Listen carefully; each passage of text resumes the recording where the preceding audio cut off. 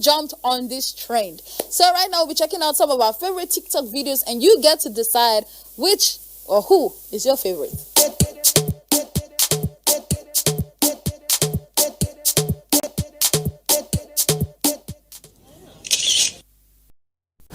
In the past by successive governments, and I can say that some of those reforms have not been able to deliver on what they ought to have delivered. Let me give you one example. In 2004-2005, there is the entire public service reform, where we brought the issue of monetization, the sale of government houses, and saying that once you do that, and also outsourcing some services, particularly drivers and cleaners in the ministry, department, and agencies. As we speak today, most of those promises that have been made, that those reforms will deliver, they have not been able to deliver. In fact, monetization has been abused. Because the essence of monetization is to say that the humongous amount that is being paid to our political elites to maintain their drivers, maintain their vehicles, that such amount will go. But we have seen what is happening now. Still, our resources is being used to buy vehicles. They call it utility, but under the utility they hide, and they have been doing a lot of havoc. Even those category of workers that have been outsourced, you have seen what is happening. I remembered when I was on the board of one of the teaching hostels. In fact, the management was sued because they couldn't pay for an outsourced service. First, the cost of the outsourced service is even much higher than the staff that were laid off. So the hospital could not cope up. They have to abandon entirely that process of outsourcing cleaners, because also cleaning hospital is not like cleaning other places. So I can say that it has been policy somersault, no consistency, and in most cases they have not worked. Well, of recent we have also heard about the Onosade committee report. I've read the report. I've also read the white paper, and therefore I'm at loss. Which one are they going to implement? Is it the white paper? Because I saw the white paper. Actually, the white paper committee did well, because they were able to curtail some of the challenges that will have arose from implementing that committee report. Let us also have at the back of our mind that some of those agencies are also establishments of law. They were enacted by law. If you want to merge two agencies and both agencies have law that is backing them, we then have to review the law also before we now go to do the merger. If merger is about bringing efficiency and productivity, we are for it. But if merger is actually targeted at reducing the workforce, then it's also going to compound our issue. So we'll follow logically to interface with the implementing committee to know which one are they even implementing and how are they going to implement it. Because we are in a very precarious situation, and I think also that it will not be proper even to implement it now. Let us get out of one challenge so that we don't put too many things on the table, and then at the end of the day we lose essence of what we want to achieve. I think it's for us now to concentrate and fight coronavirus and let the process and the economy and also the challenge be addressed substantially. Then we can look at other issues so that we don't just get our mind divided in addressing some of those issues. All right. Lockdowns have been eased all over the country, and the machinery of the civil service is coming back to life, albeit gradually. Certain categories of workers at the national level have been asked to resume duties 3 times a week. States have also adopted some of these measures. But here, you have also some challenges. How prepared are employers to ensure the safety of the workers who resume duty?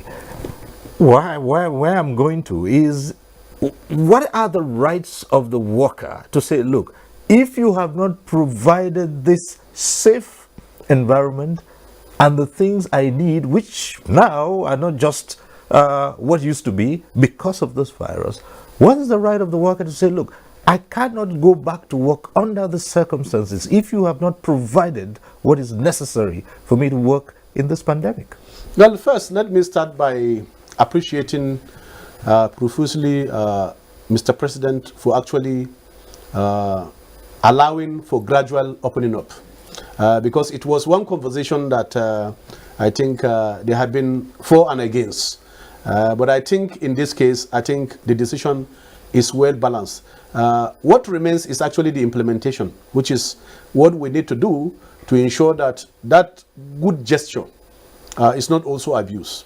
I think our problem stems from 2 issues. One is the fact that when people begin to compare Nigeria and possibly countries like Ghana, they forget that Nigeria is a federation and Ghana is a unitary state. Because in the case of Ghana, the lockdown was done at once. And therefore, every of the other provinces and entities were under lockdown. In the case of Nigeria, even when we locked down Lagos, Ogun, and Abuja, some states were still operating. And people were able to leave Lagos and travel to states like Kano, up to Maiduguri. I saw people traveling on motorcycle. From Lagos to Maiduguri, people travel on motorcycle. Some joined trucks. So we are not actually operating at the same frequency in responding to this issue.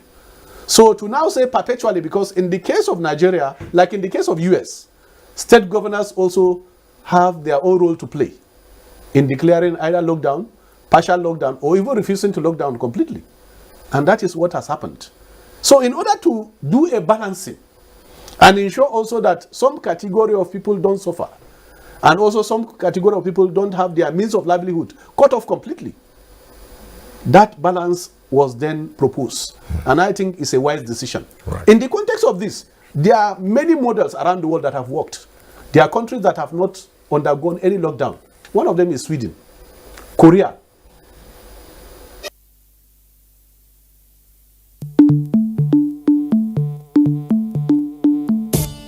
Hello, I am Rebecca Semlek. I'm a makeup artist and I also tie daily. Welcome to Do It Yourself. Today I will show you how to tie your headgear. As you can see, I'm holding two different head scarves and it's a form of a cap. So in order to make this look fanciful for an event, you will first of all wear doubling. So you will first of all put the first one in, then you put the second one on top of the first one, leaving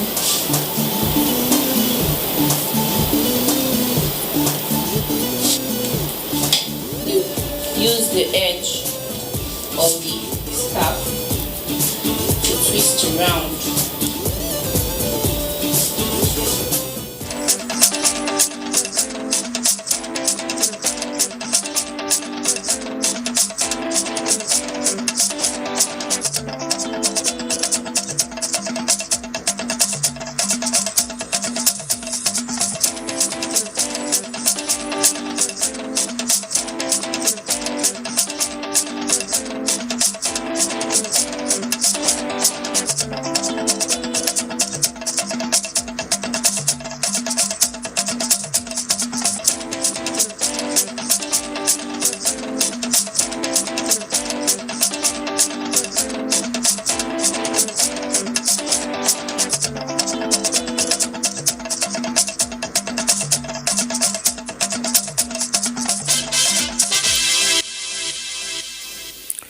Good evening and welcome to Nationwide Today on the NTA. I am Ifoma Ojinta. Many thanks for joining us. The embattled governor of Edo State, Godwin Obaseki, has formally resigned his membership of the governing All Progressives Congress. The governor made his decision known while briefing State House correspondents.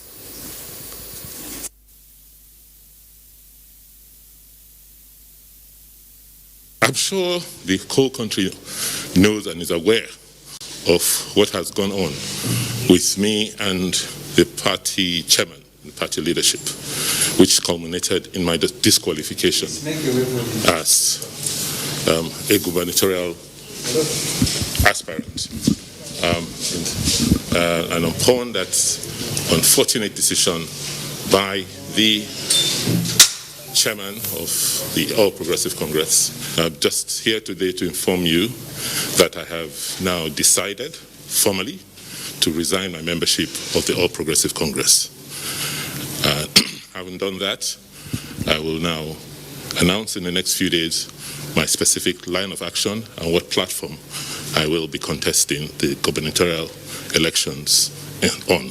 Nigerians may like to know, why have you decided to come to the State House to make this your decision known? I said that before I make a decision, I have to show respect to my president, who I adore, who for me is an epitome of incorruptibility, an epitome of order, an epitome of lawfulness.